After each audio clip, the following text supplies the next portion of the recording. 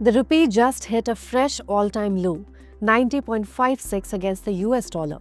And this isn't a one-time blip. So far in December, it's down about 1.15%. For 2025, it's down around 5.7%, making it Asia's weakest major currency this year. So what's really dragging the rupee down? And should you brace for 91 next? The rupee opened weak at 90.42, then slid further to 90.56. Traders believe the RBI likely stepped in, selling dollars via state-run banks to stop an even sharper fall. But here is the worrying bit. Even when the dollar softens globally, the rupee isn't getting much relief. Right now, many in the market are watching a near-term band of 90 to 90.60 unless something big changes. Two pressure points are doing most of the damage. First, trade uncertainty with the US. The India-US trade deal is still stuck and the market hates uncertainty. Add reported tariffs of up to 50% on some Indian goods and that hits export sentiment and spooks investors. Second, foreign money heading for the exit.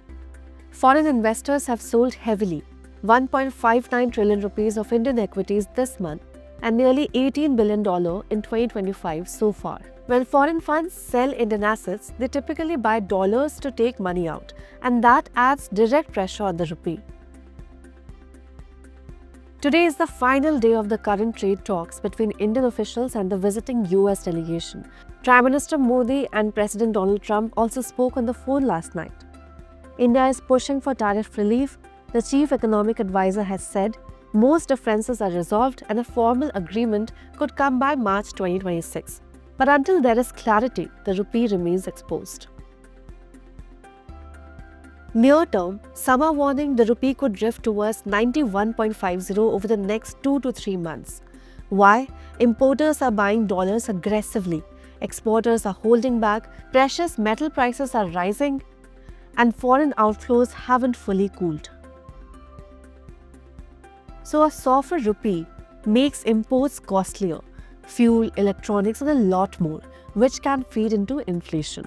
And it complicates the growth narrative at a time when global demand is already jittery. So what's the bottom line? The next big cue is simple. Does the India-US trade deal move from talks to signed? Because that could decide whether the rupee stabilizes or slips further. If you found this breakdown useful, like, share and subscribe for more explainers that hit your money and the economy.